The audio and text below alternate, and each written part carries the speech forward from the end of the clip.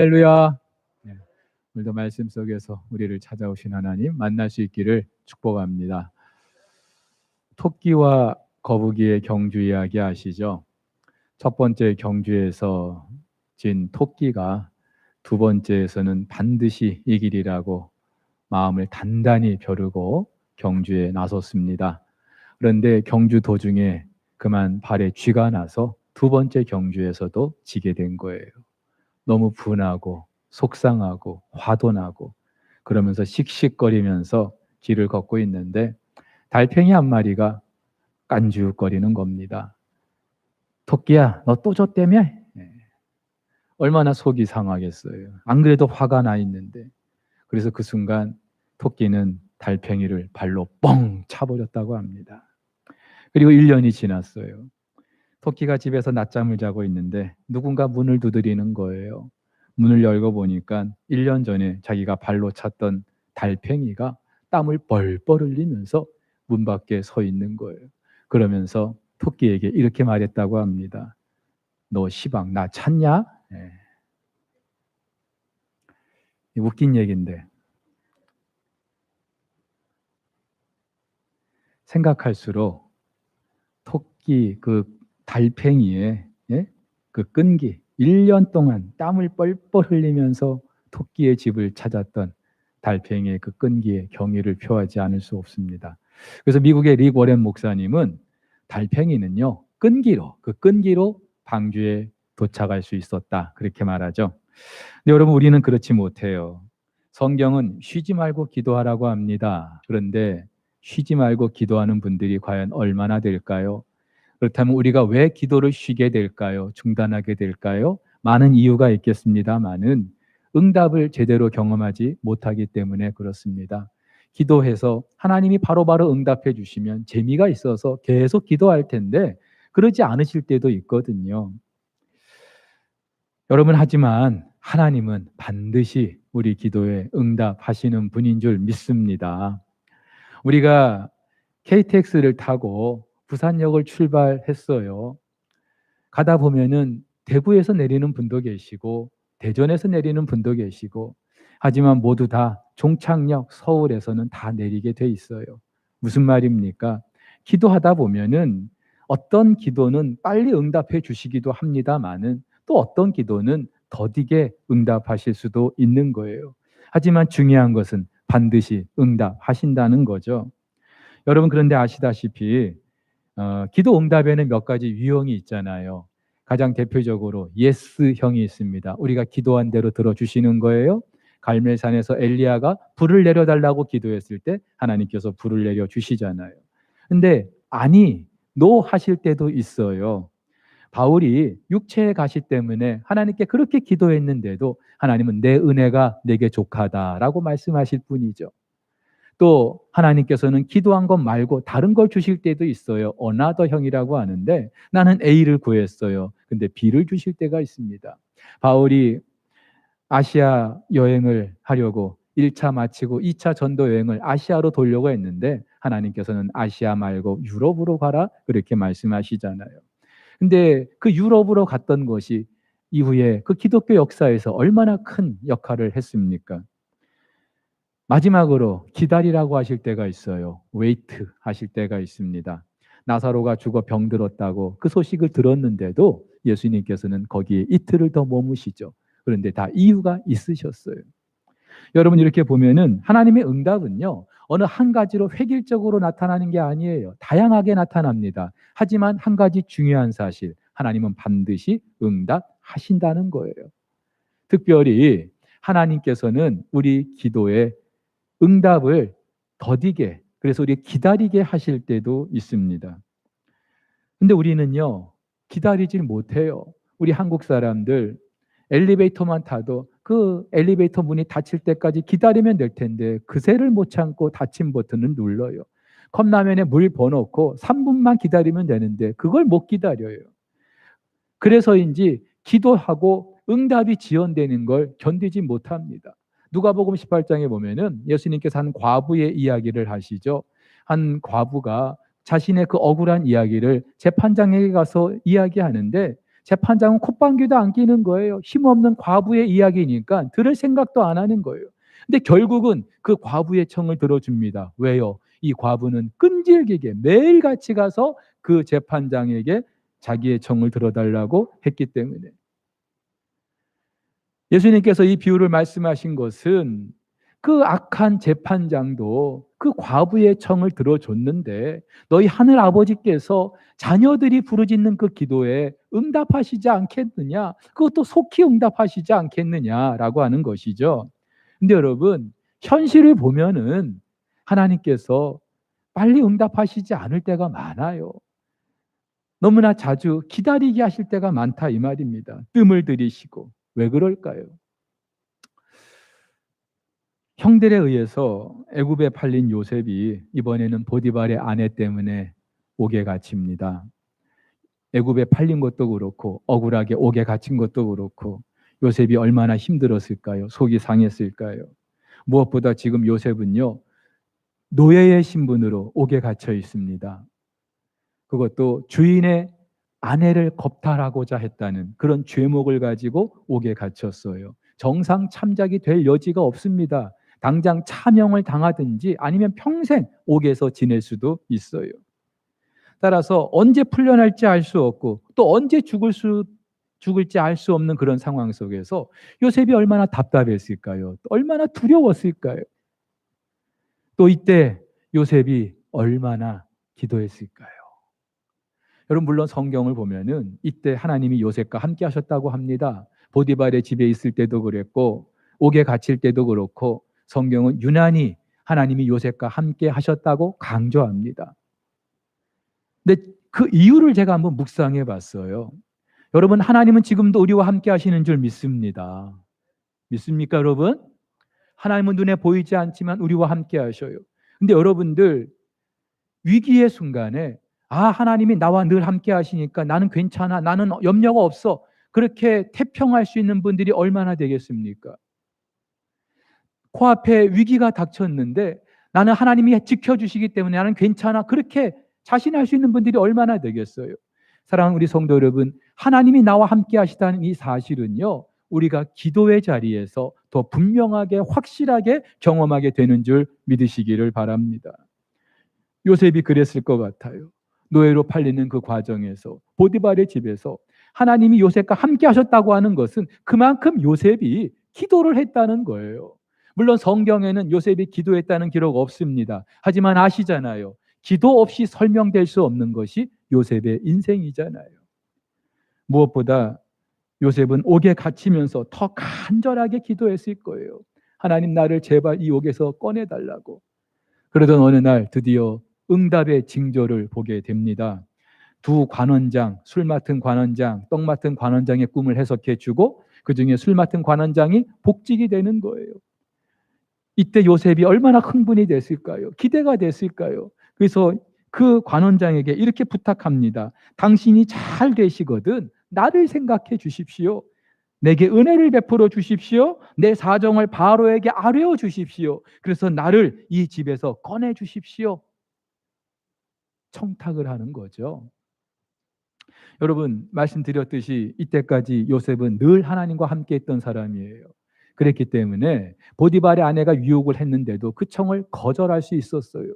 그런데 어느 순간인가부터 요셉이 사람을 의지하고 있습니다. 사람을 의식하고 있어요. 하나님이 아니라 술 맡은 관원장의 그 손을 붙들고 있는 거예요. 하나님보다 사람이 더 커 보이는 거예요. 근데 여러분, 우리도 이럴 때 있잖아요. 제가 서울에서 부교육자 시절에 한 번은 사역지를 옮기기 위해서 제가 가고 싶었던 그 교회에 이력서를 넣은 적이 있습니다. 그리고 하나님, 제가 이 교회 가서 사역할 수 있게 해주십시오. 기도했어요.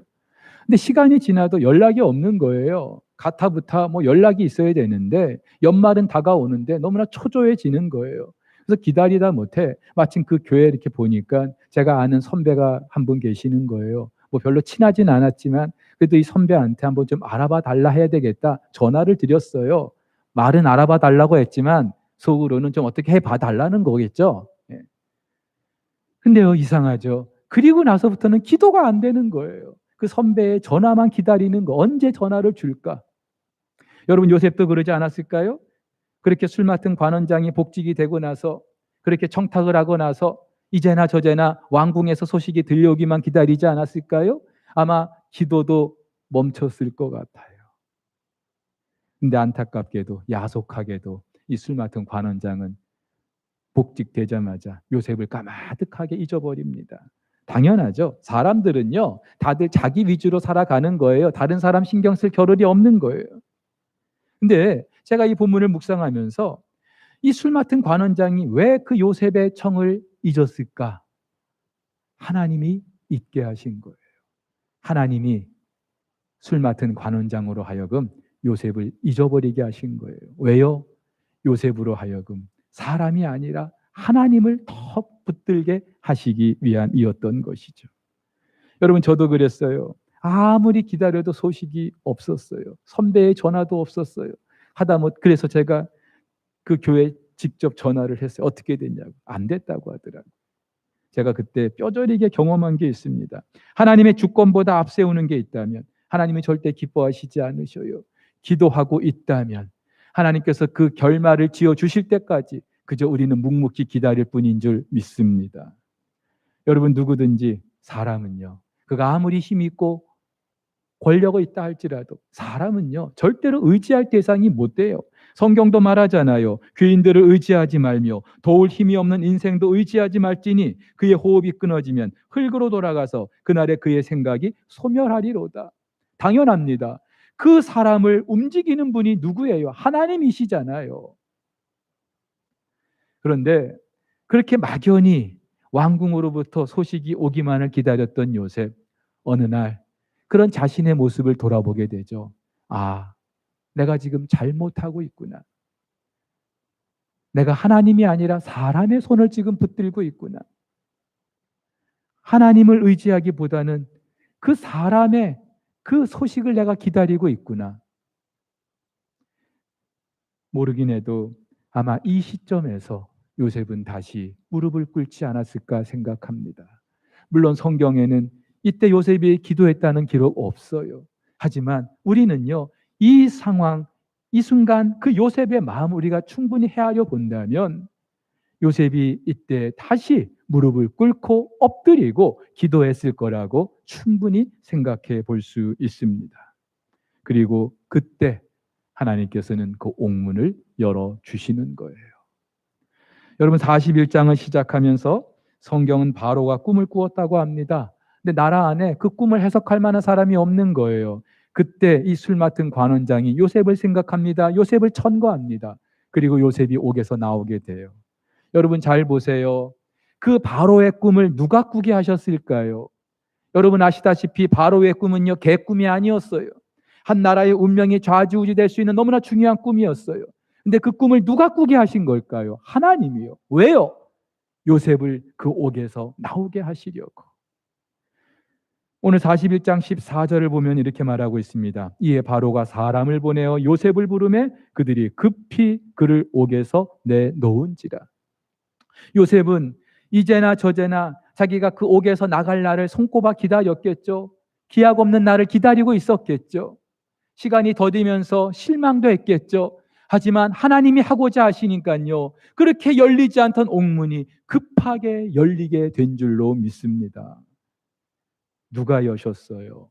표면적으로는 바로가 열었죠. 하지만 하나님이 열어주신 거예요. 요셉도 잠시 기도를 쉬는 때가 있었을 거예요. 기도해도 안 되는구나.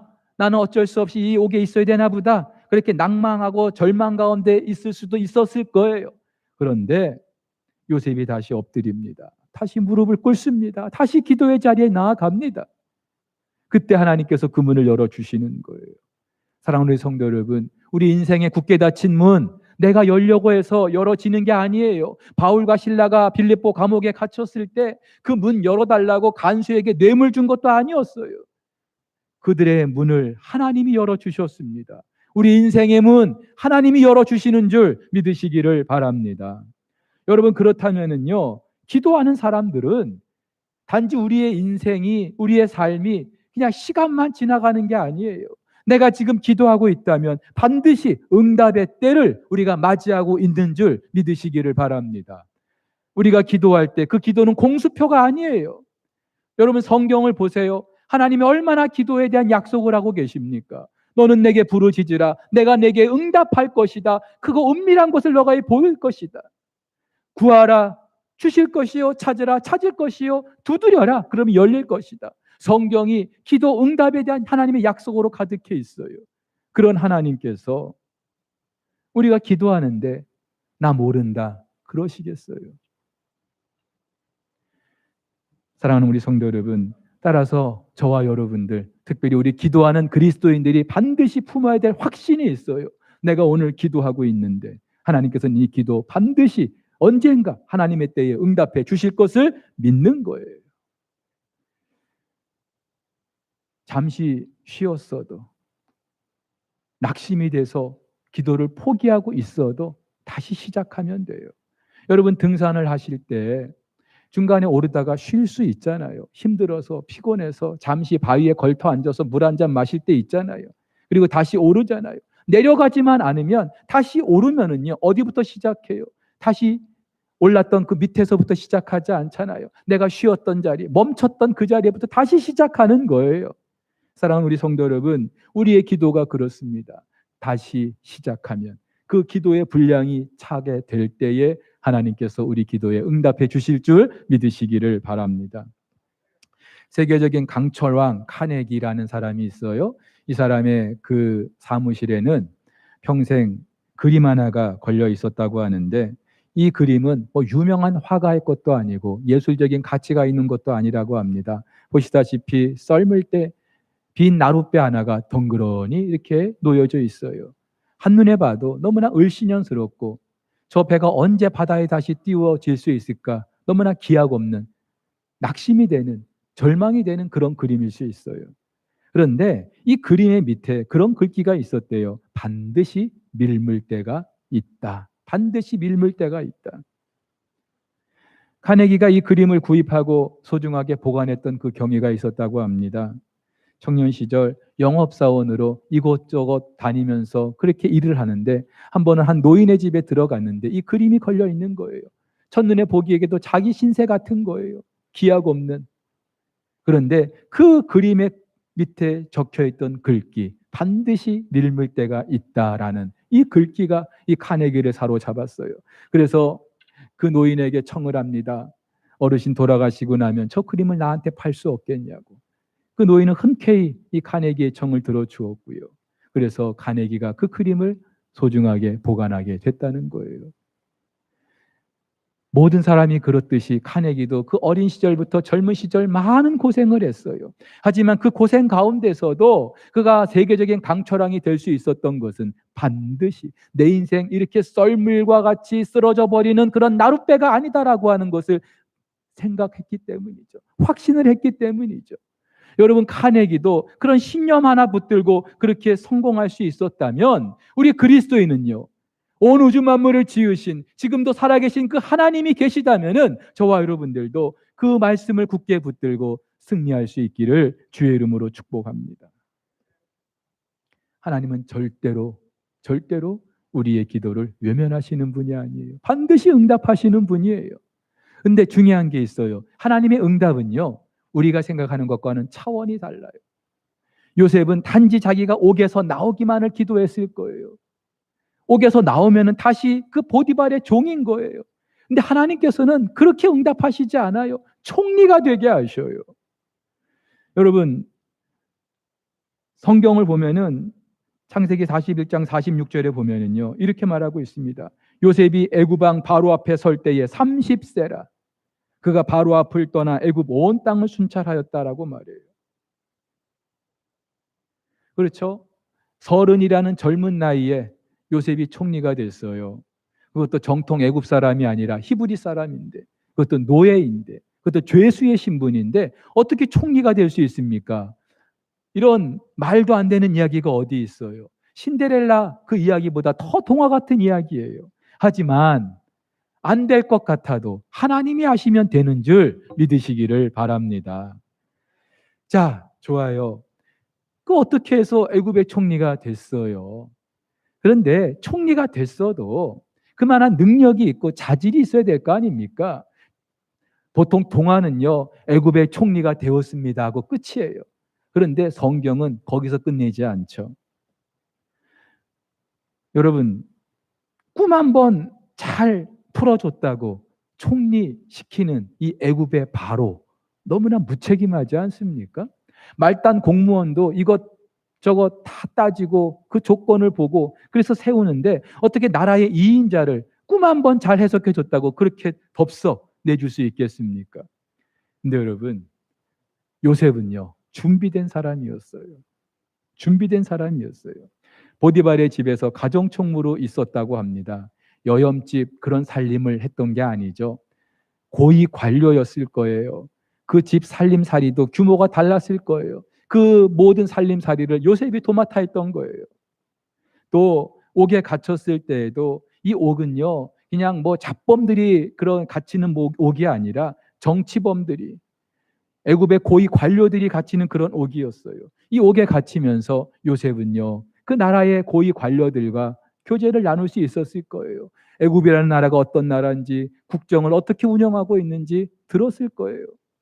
요셉이 나 나가면 이 애굽의 총리가 돼야 할 텐데 그러면서 받아 적고 그랬던 거 아닐 거예요. 꿈도 못 꿨을 거예요. 근데 하나님께서는 요셉도 모르는 그 사이에 요셉을 준비시키셨던 것이죠. 여러분, 이걸 잘 설명해 주는 게 45절 46절에서 반복해서 순찰하다라는 동사를 사용하고 있어요. 요셉이 총리의 역할을 감당하기 위해서 온 나라를 두루 다니면서 그렇게 나라를, 그 국정을 살피고 있는 것을 말하고 있는 거죠. 근데 여러분, 이 단어 하나가 어쩌면은 요셉의 그 개인 인생 여정을 함축하고 있기도 해요. 17살에 애굽의 노예로 팔려서 30살에 총리가 되었어요. 그 10여 년 기간 동안 요셉이 얼마나 숱한 역경이 있었고 어려움이 있었을까요? 근데 그 모든 걸 다 이기고 극복하고 총리의 자리에 올랐어요.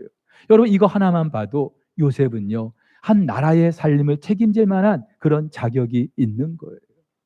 게다가 나이 30에 그것도 히브리 사람이 총리의 자리에 올랐어요. 주변에 그 요셉을 모함하는 사람들이 얼마나 많았을까요? 바로가 그를 사랑해서 총리의 자리에 세우기는 했지만 알잖아요. 여러분, 정치 세계가 얼마나 더러운지. 예? 그런데 요셉이 그 모든 과정을 잘 감당할 수 있는 내공도 있었어요. 언제 만들어졌을까요? 하나님의 응답을 기다리면서 기도했던 그 시간에 만들어진 줄 믿습니다. 제가 마지막 부교육자 생활을 할 때요, 담임 목회를 앞두고 기도하기 시작했어요. 특별히 4년 차 때 새벽과 저녁으로 정말 간절하게 기도했어요. 근데 연말이 되도록 하나님께서는 기도에 응답하지 않으셔요. 그리고 뜻하지 않게 청년부라는 사역을 맡겨주시는 거예요. 처음에는 실망을 좀 많이 했어요. 왜 하나님이 내 기도에 응답하시지 않을까? 그런데 지나고 보니까는요. 그리고 나서 제가 2년 동안 그 청년 사역을 했는데 그 기간이 없었더라면 어땠을까 싶을 정도로 설교와 행정, 여러 가지 목회적인 경험, 단독 목회를 할 수 있는 그런 경험을 그 기간에 해주신 거예요. 제게는 너무나 소중했던 보석 같은 그런 시간이었어요. 물론 그렇다고 담임 목회 뭐 잘하는 거 아니죠. 제가 지나간 시간들을 돌이켜봐도 시행착오가 참 많았어요. 지금도 어렵고요. 갈수록 어려운 것 같아요. 하지만 만약에 그때 하나님께서 제 기도 들으시고 그 4년 차 때 그래 너 나가라 그래가지고 저를 보내셨더라면 어땠을까? 생각만 해도 끔찍해. 사랑하는 우리 성도 여러분, 기도하면서 기다리는 시간은요, 단지 시간만 지나는 게 아니에요. 기도하는데 응답은 없어요. 하루, 이틀, 날짜는 지나가는데 그게 무의미한 것 같고 정말로 하나님이 안 계신 것 같아도 하나님은 그 시간 동안에 하나님이 준비하고 계시는 일이 있는 줄 믿으시기를 바랍니다. 무엇보다도 나를 준비시키시는 그런 기간이에요. 여러분, 그렇다면은 누구라도 기도할 수 있다면 응답이 더딘다 할지라도 기쁨으로, 그리고 소망을 가지고 이 시간을 기다리게 되는 줄 믿으시기를 바랍니다. 여러분, 하나님은요, 단지 요셉 한 사람 잘 먹고 잘 사는 것, 그것을 원하셨던 게 아니에요. 요셉은 그걸 구했는지 모르겠죠. 하지만 하나님은요, 더 크고 놀라운 그런 계획을 갖고 계셨어요. 그래서 아브라함에게 하셨던 그 약속을 이루시기 위하여, 구원의 그 역사를 이루시기 위하여 하나님은 요셉이 알지 못하는 그거 놀라운 그런 응답을 예비해 놓으셨던 거죠. 여러분, 그렇다면은 오늘 저와 여러분들도 기도하면서 응답이 더디다고 포기할 게 아니에요. 코로나가 지금 1년 이상 지속되고 있어요. 얼마나 많이 기도했습니까? 우리만 기도했습니까? 전 세계적으로 많은 그리스도인들이 기도했을 거예요. 근데 하나님께서 왜 이렇게 기도를 늦게 들어주시는 걸까요? 사랑하는 성도 여러분, 하나님은 지금도 살아 계시고, 지금도 우리의 기도를 듣고 계시고, 지금도 무언가 알지 못하는 하나님의 그 일을 준비하고 계시는 줄 믿으시기를 바랍니다. 특별히 자녀들을 위해서 기도할 때 그 기도가 당장 응답 안 될 수도 있죠. 그래서 기도하다가 포기할 때도 있죠. 하지만 여러분, 절대로 포기하지 마세요. 자녀를 위한 기도, 내가 기도했던 것이 그때 이루어지지 않았다고 해서, 그 학교에 입학하지 못했다고 해서, 그 회사에 취업되지 못했다고 해서 하나님이 쉬고 계시는 게 아니에요. 포기하신 게 아니에요. 하나님은 10년 뒤, 20년 뒤 더 멋진 그림을 갖고 계시는 줄 믿으시기를 바랍니다. 중요한 것은 지금 기도하는 사람들이 그 은혜를 누리게 된다는 거예요. 거듭 말씀드립니다. 하나님 안에 거하는 사람들은 지나가는 시간만 사는 게 아니에요. 응답의 때를 기다리게 되는 줄 믿습니다. 하늘문이 열리게 되는 거예요. 근데 이 하늘문은 반드시 저와 여러분들의 기도를 통하여 열리게 되는 줄 믿습니다. 그래서 우리가 기다리는 시간에도 포기하지 말아야 돼요. 잠시 쉬고 있었어도, 잠시 중단하고 있었어도 우리 다시 엎드리는 그 자리, 기도의 자리에서 하나님의 은혜를 누릴 수 있게 되기를 주의 이름으로 축복합니다.